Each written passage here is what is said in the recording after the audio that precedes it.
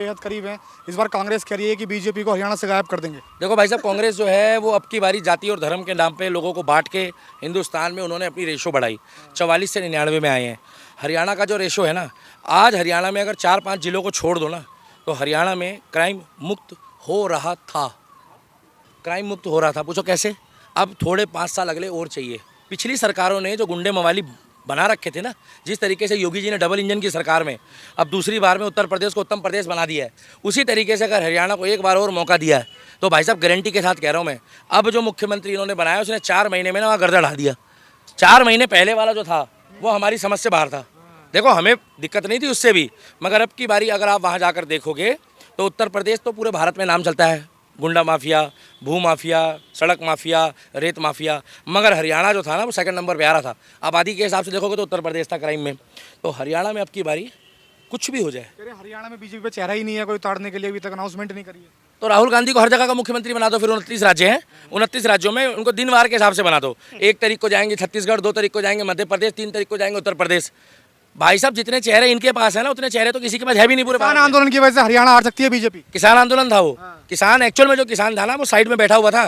किसान आंदोलन होता ना, अगर वो सुन लो, अगर वो किसान आंदोलन होता तो रात को डीजे नहीं बज रहे होते। किसान आंदोलन होता तो वहां पर बियर के केन नहीं खुल रहे होते। फिर वो किसान आंदोलन में जो किसान थे वो नीचे बैठकर अपना आंदोलन कर रहे थे।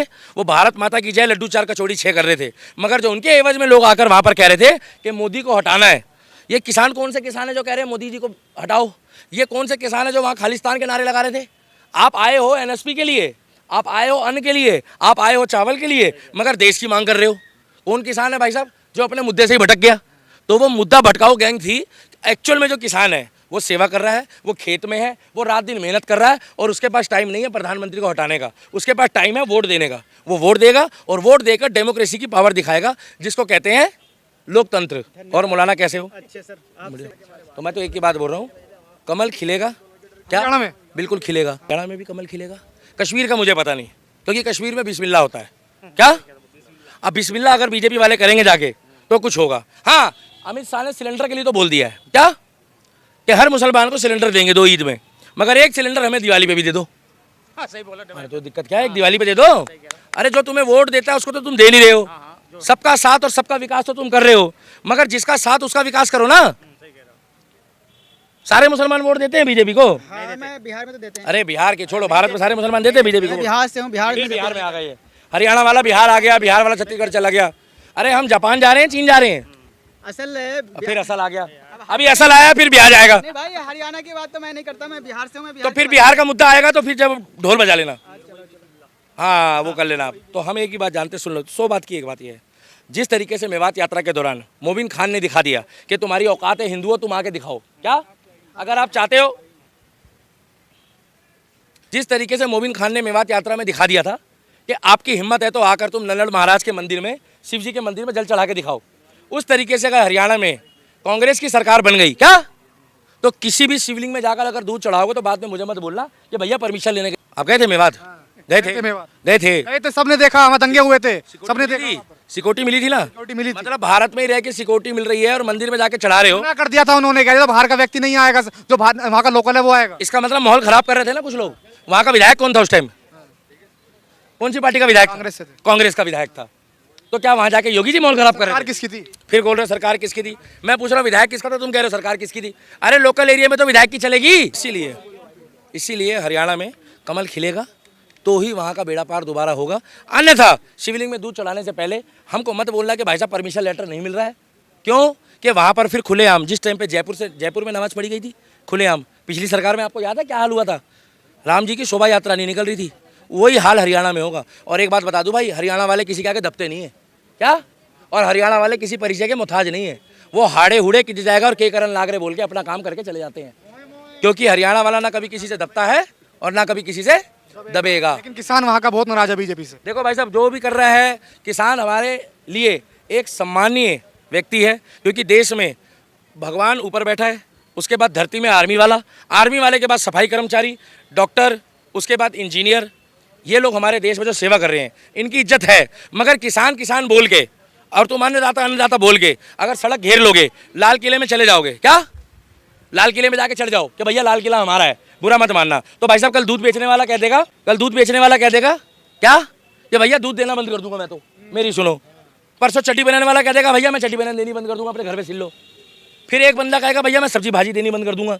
फिर एक बंदा कहेगा भैया कि मैं आपको क्या कहते हैं कपड़े सिलने बंद कर दूंगा। तो इन्हीं कामों से काम नहीं चलेगा। आपको भगवान ने सेवा का मौका दिया है, आपको उसका मूल मिलेगा। अगर आपको मूल उसका कम मिल रहा है तो आप अपनी बात रखो, मगर देश दूसरा बनाने की बात रखोगे तो वो आप किसान नहीं हो। और दूसरी बात ये है कि अब की बारी वहाँ पर हमारे एक भाई साहब है वो भी खड़े हुए हैं, उन्होंने एक बात बोली। उनका जो क्षेत्र में एक कांग्रेसी प्रत्याशी खड़ा हुआ है, वो कांग्रेसी प्रत्याशी वहाँ पर कह रहा है, क्या कह रहा है मालूम है?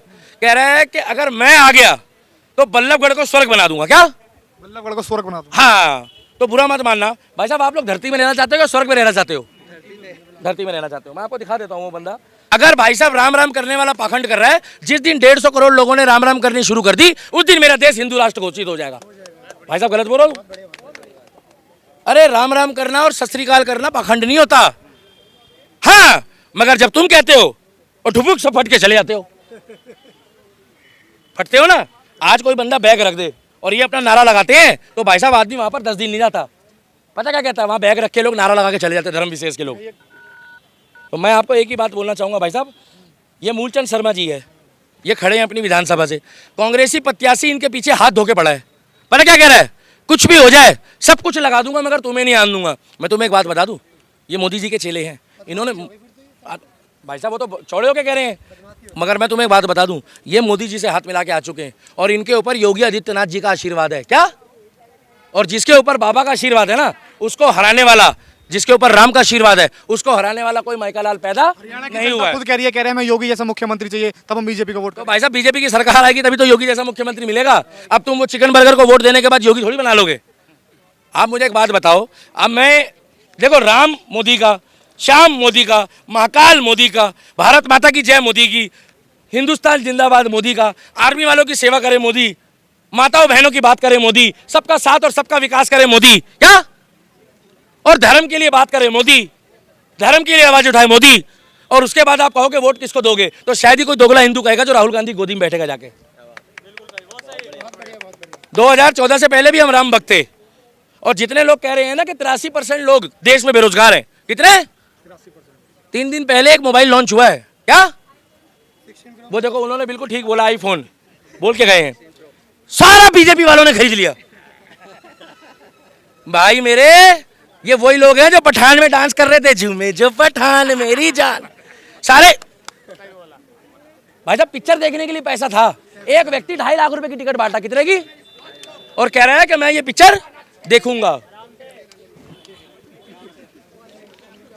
इसीलिए मैं आपको एक बात बताना चाहता हूं, देखो मैं ये पोस्टर क्यों लाया हूं, भरोसा दिल से भाजपा। अगर बल्लभगढ़ विधानसभा क्षेत्र 88 में मूलचंद शर्मा जी राम भक्त और श्याम भक्त हारता है ना भाई साहब, तो वो दिल्ली के दीपक जैसे नरेंद्र मोदी की और योगी की हार होगी। पूछो क्यों? ये गर्व से कहता है मैं भगवाधारी हूं। क्या? ये गर्व से कहता है मैं भगवाधारी। नहीं चलेगा ना, काम से काम करना पड़ेगा इन्हें। और कैसे काम करेंगे? 10 साल से कर रहे। वहां पर आज भी जय श्री राम, आज भी वहां बुलडोजर चल रहा है। भैया योगी बाबा का बुलडोजर नहीं रुका, जोरदार तालियां बजा दो योगी बाबा के लिए। योगी बाबा का बुलडोजर नहीं रुका। कौन कह रहा है? बल्लभगढ़ में काम नहीं हुआ। भाई साहब जो कांग्रेस का प्रत्याशी है वो कह रहा है कि हम आएंगे तो इसको स्वर्ग बना देंगे। मैं खुद बल्लभगढ़ के एक छोटे कॉलोनी में रहता हूँ, वहाँ पे 2014 के बाद गलियों में रोड बन गए, पक्का सीमेंटेड हो गया। एक मिनट भाई साहब, मैंने तो नहीं बुलाया आपको। नहीं। शुभ नाम क्या है? राजू। राजू भाई को मैंने नहीं बुलाया। देखो प्रियांक, बाद में तुम फिर की लोगे। भैया एक बार सुनो, नहीं ये अपने आप आए। मैं इनके लिए इसलिए खड़ा हूँ क्योंकि इनको वहाँ का कांग्रेस का प्रत्याशी झूठे आरोप लगा रहा है। क्या झूठे प्रत्याशी कैसे हैं वहाँ के? काफी अच्छे हैं और ये मेरे घर के काफी पास ही रहते हैं, मतलब 2-3 किलोमीटर का डिस्टेंस। भैया कमेंट तो नहीं है? नहीं, बिल्कुल चिकन बर्गर वाले तो नहीं है? बिल्कुल नहीं। राम की बात करते हैं। एक बात बताओ, 56 इस्लामिक कंट्री जब इस्लाम के नाम पे चल सकती है तो क्या हमारा हिंदुस्तान राम के नाम पे नहीं चल सकता भाई साहब? बिल्कुल चल सकता है, क्यों नहीं चल सकता? तो एक बार मोदी जी के लिए ताली मार दो। रवि भाई क्या कर रहे हो? मेरे लिए नहीं मत मारो, अपने राम के लिए मार दो। और मैं माँ की कसम कह रहा हूँ, इस व्यक्ति से मेरा कोई लेना देना नहीं, ऑटोमेटिक आया है। भैया गलत तो नहीं बोल रहा हूँ? नहीं, बिल्कुल गलत। और मैं इनके लिए इसलिए खड़ा हूँ कि इन्होंने मेरे को एक बात बोली कि बेटा मैंने यहाँ के प्रत्याशी का ऐसा क्या बुरा कर दिया कि 2 बार मैंने यहाँ पर पार्क के निर्माण कराए, वहाँ पर लाइब्रेरी खुलवा रहे हैं, वहाँ पर पार्क बनवा रहा है।